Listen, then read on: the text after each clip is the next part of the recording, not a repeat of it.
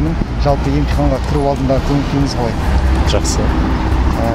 Дайындығыңыз қалай болды? Қай пән таңдадыңыз? Заңгер, құқық.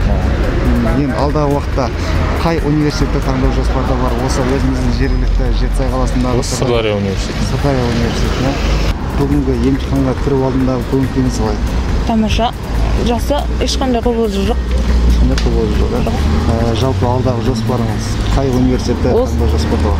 Осы университет Сырдарияда география мұғалімі болмақшымын. География мамандығы өте тамаша.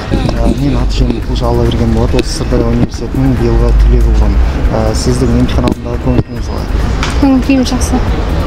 Қай мектепте бітірдіңіз? Яссауи мектебі. Бұл алғашқы тестіңіз бе? Алдағы жоспарыңыз қай университетті таңдау жоспарда бар?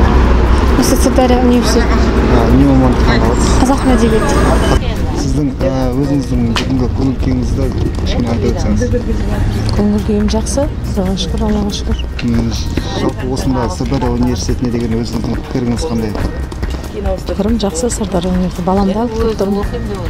Ал осы Сырдария университетін таңдадыңыз ба өзіңізді? Иә. Не мамандық бойынша? Программистімін. Программист.